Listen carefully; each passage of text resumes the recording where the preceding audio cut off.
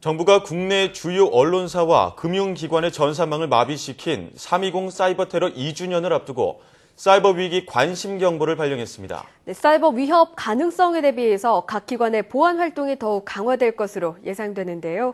자세한 내용 성균관대학교 컴퓨터교육학과 안성진 교수 전화로 연결해 알아보겠습니다.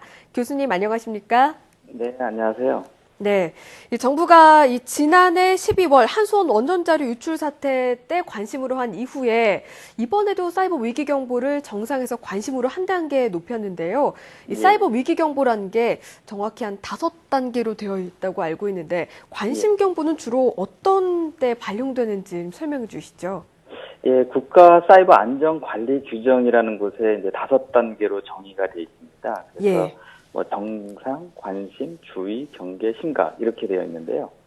보통 이제 관심은 정상 바로 윗단계인데 웜이라든지 바이러스라든지 해킹 등 실질적인 어떤 피해가 발생 가능성이 좀 높아지고 있다. 이렇게 판단이 되게 되면 경보를 발령하도록 되어 있습니다. 지난해 12월에도 이 한수원 원전 자료 유출 사태로 인해 그 사이버 위기 관심 경보를 발령했었는데요. 이번에 관심 경보가 발령된 구체적인 원인은 무엇이라고 보시나요? 정부에서는 아무래도 이제 3월 2일부터 키 리졸브 연습이라든지 독수리 훈련이라든지 한미 연합 훈련이 예상돼 있지 않습니까? 근데 이제 얼마 전 어제도 이제 그 한수원 사건이 이제 그 북한 쪽에서의 그 공격이다 이렇게 이제 수사 결과를 발표하고 이런 정황으로 봐서 이런 훈련에 따른 어떤 그 북한의 공격이 있지 않을까 하는 그 우려 때문에 관심이란 단계로 격상을 시킨 것 같습니다. 네, 아무래도 이 해커가 다시 활동을 시작하고 또 각종 사이버 공격 가능성으로 인해서 보안 위협이 높아지기 때문에 발령됐다고 볼 수 있을 것 같은데요. 그렇다면 이제 궁금한 게 관심 경보가 딱 울리면 어떤 행동이 개시되는지 좀 궁금합니다. 이제 각 기관에서는 어떤 보안 활동을 수행하게 되나요? 우선 기본적인 그 보안 활동 자체는 그 위기 대응 실무 매뉴얼이라고 있습니다. 그 매뉴얼에 따라서 각급 기관들이 이제 행동을 하게 돼 있는데요. 구체적으로는 사이버 위협을 탐지하는 그 활동을 강화합니다. 그래서 보통 이제 보안 관제센터라고 하는 사이버 공격이 이제 일어나는지 안 일어나는지를 이렇게 모니터링하는 그런 센터들이 보통 있거든요. 이런 센터에서 이제 비상근무 체제로 이제 가동을 하고 이제 주의 상태로 계속 혹시 공격이 있지 않을까 이렇게 모니터링 활동을 굉장히 강화시키는 이런 활동들을 하게 됩니다. 그리고 또 국내 일부 은행과 또 방송사의 전산망을 마비시켰던 3.20 테러의 2주년이 임박했는데요. 전문가들은 또 그 당시에 사용된 것과 유사한 그 악성 코드가 최근에도 발견됐다고 하면서 이 홀수일마다 발생한 대형 사이버 테러가 올해 나타날 가능성을 배제할 수 없다고 하는데요.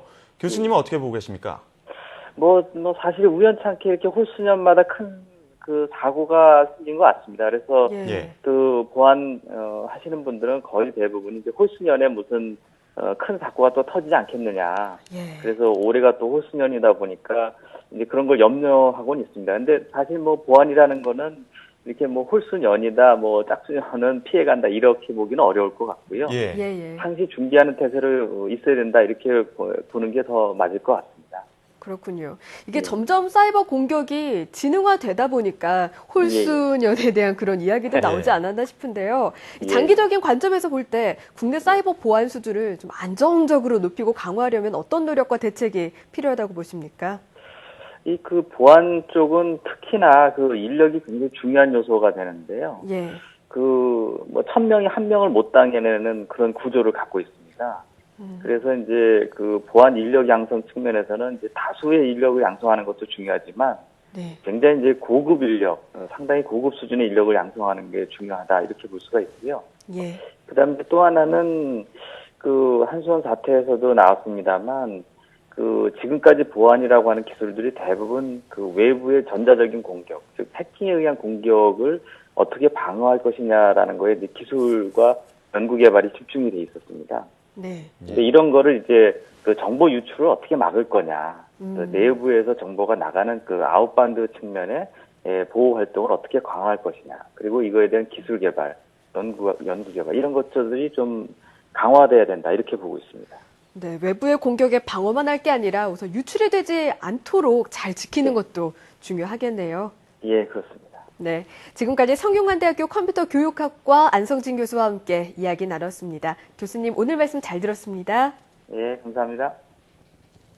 예, 그 보안 단계가 정상, 관심, 그리고 심각까지 5단계가 있다고 말씀을 해주셨는데 그 항상 심각 단계로 보고 주의 깊게 대처 방안을 마련해야 될 것 같습니다. 맞습니다. 이번에 3.20 사태는 잘 넘기더라도 네. 이 보안이라는 게 365일 24시간 계속 경계 태세를 놓치지 않아야 할 텐데요. 네, 이번을 계기로 경계 고삐를 놓치지 않는 자세 필요하겠습니다.